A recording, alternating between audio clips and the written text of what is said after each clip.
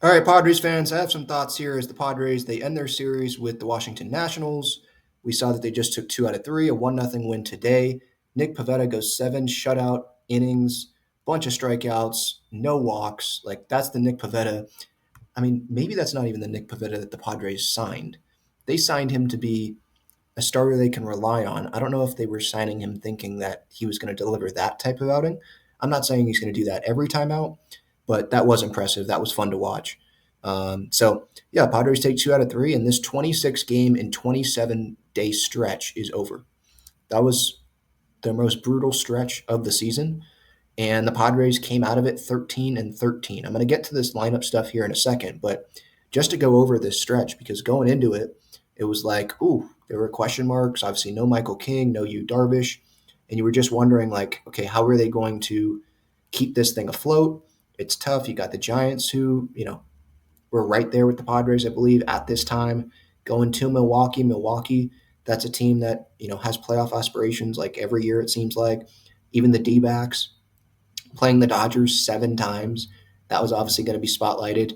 And then the Kansas City Royals with some of the talent that they have offensively with Bobby Witt. And then, you know, on the mound, you look at someone like Seth Lugo. And to me, as a Padres fan, I'm kind of like, oh, that's an L because it's a former Padre pitching. And today with Mackenzie Gore, it's like, oh, that's an L. But the Padres found a way to win the game. Shildt loves the term winners find solutions, and that's exactly what happened. So good for the Pods there, able to get that win. I don't care if it's 1-0. I don't care if it's 10-9. I don't care if it's 20-0, 21-0, whatever it was against the Rockies earlier this year. Just win the game. And so just to go over this stretch here, this dates, it's not even in June where it started. It dates back to the end of May, that Pirates series. They had the day off on the 29th, and then they won that series against the Pirates, split the series against the Giants. Then they took 2 out of 3 against the Brewers, lost that home series to the Dodgers, day off, their one day off. And then the D backs lost 2 out of 3 there. Dodgers lost 3 out of 4, losing the first 3 games. We all know about the fireworks that were happening in that series, and that series felt like it was forever. That did not feel like it was 4 days. The Royals, they went to Petco, obviously. Padres find a way to win those last 2 games after dropping that Friday game by 1 run. Could have had some better pitching there. I think it was Kolek on the mound. And then this national series, losing the first one. Obviously, James Wood, shocker. First game at Petco, he ends up smacking the Padres, and CJ Abrams did his part too. Josh Bell hitting a ball that's like at his head and finds a way to hit that out of the ballpark. That's frustrating, but they win the last 2 games, 4-3 yesterday, and then 1-0 today. So, considering the circumstances, right? You don't have Michael King, you don't have Hugh Darvish, you had Jackson Merrill out, concussion. He didn't play in that Dodger series. So, like, that's tough. That's tough.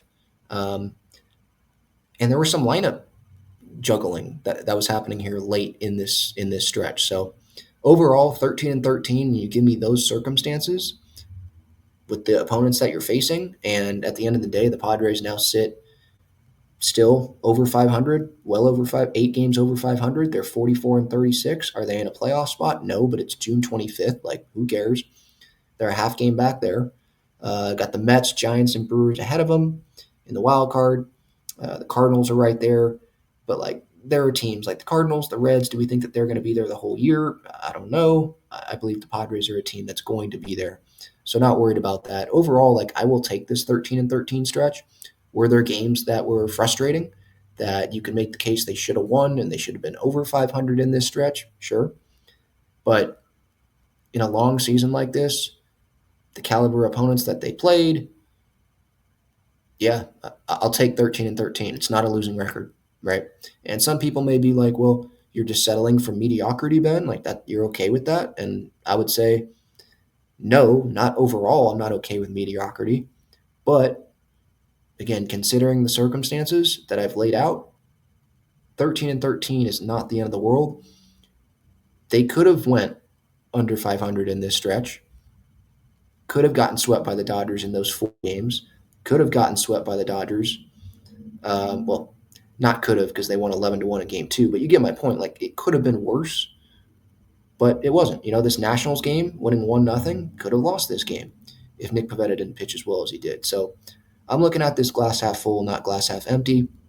And now it's going to get a little bit easier. Day off tomorrow. Then they're at Cincinnati. And then they go to Philly, which should be pretty tough. But then they're back home for a long stretch before the All-Star break. The Rangers, the D-backs, and the Phillies to close that out before the All-Star game, which is going to be happening in Atlanta. And they start their road trip in D.C. on July 18th for the unofficial second half of the season. And that's Shildt season. The second half of the season, Shildt teams, they do really well. So, um, you know, again, that's, I think, one of the important things about staying afloat and being over 500, like they are, is because when you do that and you have that second half coming, which Shilt's track record, it's a good one in the second half. I think that's encouraging. So don't pay much attention to what the standings look like right now. I think it's more of you're dealing with injuries. You had some key guys out. You still do. Still waiting on them. AJ will make additions before the trade deadline. He will. Any talk about selling and what can they get for Cease? What can they get for King? Like, stop that. That's not going to happen. So there's definitely reasons for me to be positive, no doubt about that. And so I want to get to this lineup thing because this changed here in this Nat series where against righties, it was obviously we had Luis Arraez, you had Tatis up there, but it changes a little bit. Luis Arraez was not hitting fourth. I love his mentality to the media. He was saying, like, I'll hit ninth even. Um, I don't know if that's going to happen, but that is an intriguing possibility, right? Maybe you have end of the lineup situation, and then you can have Arraez be a contact guy and get on base in front of those guys. I don't know if that would be the worst thing. I know he doesn't have a ton of speed, but if you want to continue an inning, Luis Arraez is a pretty darn good guy to have up there over probably Martin Maldonado or Elias Diaz. Maldi did homer the other day, but that ball was right down the middle. Big league hitters are going to homer there. But yeah, this lineup here against, let's start with the one on the right. For the podcast audience, sorry, but I'll go through it so you can hear it audibly. Against Trevor Williams, a right-hander, Tatis was leading off, then Merrill Machado, Arraez, Sheets, Bogarts, Cronenworth, Iglesias, and Maldonado. Before getting to the lineup, by the way, Bogarts, he did not play today. Shoulder soreness going into home plate yesterday. Was that blocking the plate? Sure looked like it was. Didn't give Bogarts a lane, but Bogarts was easily out, so maybe that's what didn't even call for any blocking the plate there to even have a discussion about that. If he would have been closer and there wouldn't have been a lane, then yeah, I think there definitely would have been a discussion about that.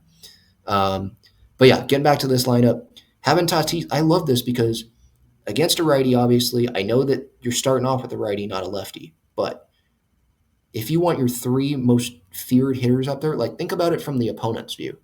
Would they be most scared of Arraez, Tatis, Merrill in the top three, or Tatis, Merrill, Machado? And I think the answer is Tatis, Merrill, Machado. Like those are the three that can do the most damage. Luis Arraez is not in that. And Luis Arraez, there's talk about the good at bats, but sometimes he swings pretty early in that count and pops out to left field, and it's like, what really was accomplished there? I still think Arraez should be hitting in the top half of the order. I'm not saying you put him down hitting eighth or hitting ninth even at this point, but I do like how the most dangerous hitters right here, boom, Tatis, Merrill, Machado, they're right there. And there's a good chance, especially against right-handed pitchers that are not the best in the league, that one of those guys will get on base, hopefully in scoring position, hopefully multiple, and then you have Luis Arraez up at the plate, who's a contact guy, and then you have Gavin Sheets who can drive in guys. So yeah, I like that. I really do like that lineup, and I like that Mike Shildt changed it because I got to a point where I was just resigned to the fact that, yeah, he's not going to change it. It's not going to happen because the Padres were struggling to score runs, and the lineup still stayed the same. Nothing was changing. So I was like, Shildt just believes in his guys. These are his guys. Like, what would changing the lineup do? Now, they changed the lineup today as well again against Gore, and they scored one run. So, and that was my point previously about kind of backing Shildt anyway. Like, these are the guys that are going to have to come through, whether they're hitting first or hitting fourth. So they just got to play better. They got to hit better. And I still stand by that. But the most dangerous guys, again, those top three, I love seeing that with Tatis, Merrill, Machado up there in the top three. As for today against Mackenzie Gore, you have Luis Ariz leading off, then Manny, then Merrill, Tatis hitting fourth. Now, that's interesting because right off the bat, you go left on left. Instead of going as many righties up at the top, you put a left-hander up there right up at the top. And yesterday, they put a right-hander right up at the top. And so the most dangerous hitter thing is not the case, in my opinion, against Mackenzie Gore today. I haven't looked at the splits. I think maybe Luis Ariz, I should probably look that up right now. Maybe Luis Ariz hits better against lefties and has the reverse splits. Because if he does, then it would make sense as to why they'd put him there. No, against lefties, actually, yeah, he's hitting worse. 253, 294. This was entering today. 294 against righties, 253 against lefties. So I wonder what the thinking there was to not go with Tatis, Merrill, Machado there when a lefty's on the mound and instead go with Ariz. Yeah, left, right, left, right, left, right, switch, left, right. Today's lineup, by the way, for the podcast listeners: Ariz, Machado, Merrill, Tatis, Sheets, Iglesias, Johnson, Wade, and Diaz.